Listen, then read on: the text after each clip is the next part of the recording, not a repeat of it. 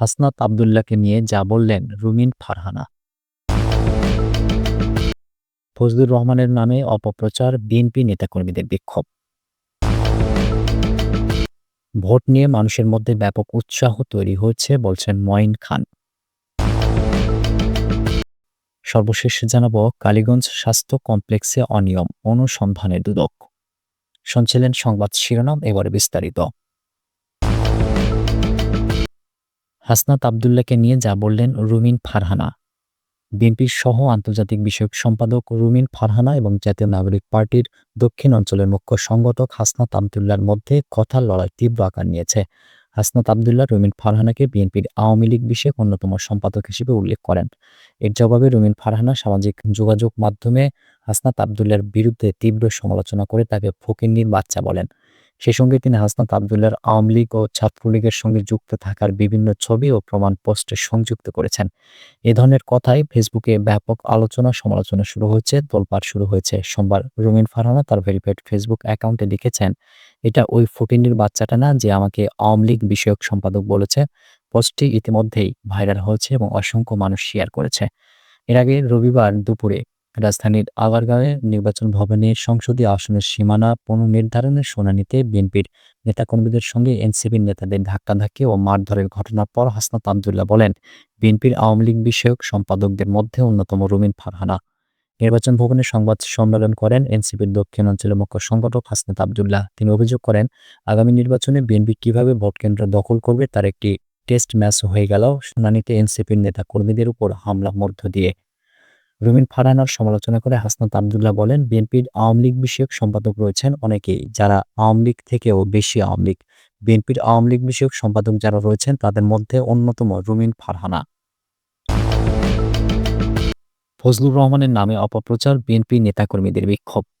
BNP চেয়ারপারসনের উপদেষ্টা বীর মুক্তিযোদ্ধা অ্যাডভোকেট ফজলুর রহমানের বিরুদ্ধে বাংলাদেশ জামায়াতে ইসলামী ও জাতীয় নাগরিক পার্টির পক্ষ থেকে অপপ্রচার ছড়ানো হয়েছে দাবি করে এর প্রতিবাদে বিক্ষোভ করেছে কিশোরগঞ্জের অষ্টগ্রাম উপজেলা বিএনপি।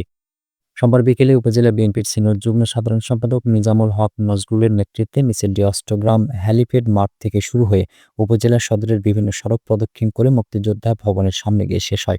পরে সেখানে এক সংক্ষিপ্ত সমাবেশ অনুষ্ঠিত হয়।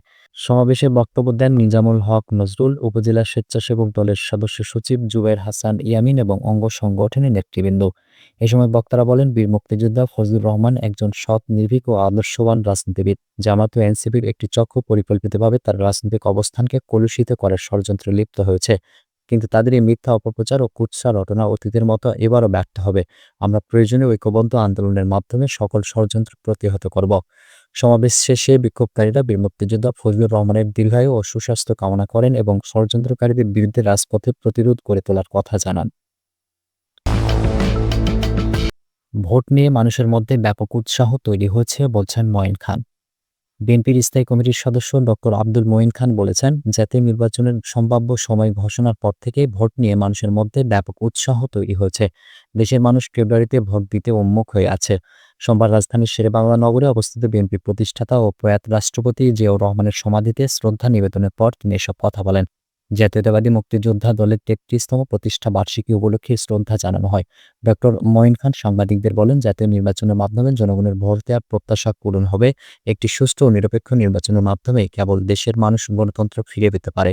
তাদের পছন্দমতো ৩০০ জন প্রতিনিধি বাছাইয়ের একমাত্র মাধ্যম নির্বাচন। তিনি বলেন, গণতন্ত্র ও অর্থনৈতিক মুক্তি মুক্তিযুদ্ধের দুটি মূল লক্ষ্য। বিএনপি এই লক্ষ্য সামনে রেখে কাজ করছে। গণতান্ত্রিক প্রতিষ্ঠার একমাত্র পথ হলো ভোট। শেখ হাসিনার মতো বন্দুকের গুলি নয়, ব্যালটের মাধ্যমেই গণতন্ত্র ফিরিয়ে আনতে হবে।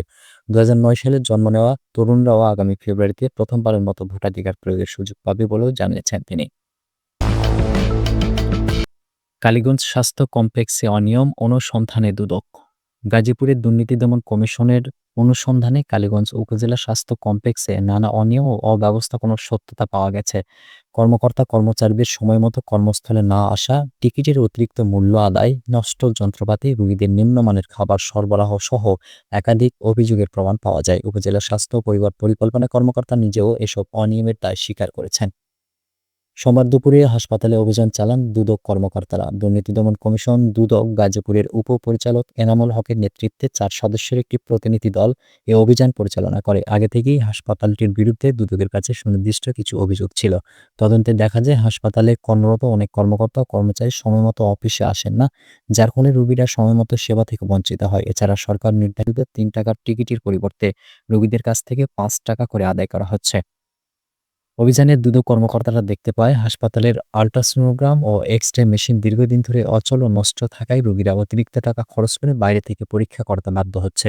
রোগীদের জন্য বরাদ্দ খাবার পরিমাণে কম দেওয়া হচ্ছে এবং খাবারের মানও অত্যন্ত নিম্ন। হাসপাতালের রান্নাঘর সহ সার্বিক পরিবেশ ছিল অস্বাস্থ্যকর ও নোংরা। হাসপাতালের স্টোরে রক্ষিত মালপত্রের হিসাবের সাথে বাস্তবের কোনো মিল পাওয়া যায়নি, যা বড় ধরনের দুর্নীতির ইঙ্গিত দেয়। কালীগঞ্জ উপজেলা স্বাস্থ্য ও পরিবার পরিকল্পনা কর্মকর্তা রিজওয়ানা রশিদ নিজের ব্যর্থতার কথা স্বীকার করে বলেন, আমি প্রতিটি দপ্তরের কাজ নির্দিষ্ট কর্মকর্তাদের কাছে ভাগ করে দিয়েছিলাম, কিন্তু তারা তাদের উপর অর্পিত দায়িত্ব সঠিকভাবে পালন করেননি। তাদের ব্যর্থতার কারণেই আজকে সবকিছুর দায়ভার আমাকে নিতে হচ্ছে। দুর্নীতি দমন কমিশন গাজীপুরের উপপরিচালক এনামুল হক বলেন, আমরা সুনির্দিষ্ট অভিযোগের ভিত্তিতেই অভিযান পরিচালনা করেছি। আমাদের তদন্তে অভিযোগগুলোর সত্যতা মিলেছে। উপজেলা স্বাস্থ্য ও পরিবার পরিকল্পনা কর্মকর্তা নিজেও এসব অনিয়মের দায় স্বীকার করেছেন। জনগণের অর্থ ও সরকারি সেবার স্বচ্ছতা নিশ্চিতে আমাদের এই অভিযান অব্যাহত থাকবে বলে জানিয়েছেন তিনি। সুপ্রিয় দর্শক, এ ছিল এখনকার মতো সর্বশেষ সংবাদ। পরবর্তী সংবাদ দেখার আমন্ত্রণ রইল।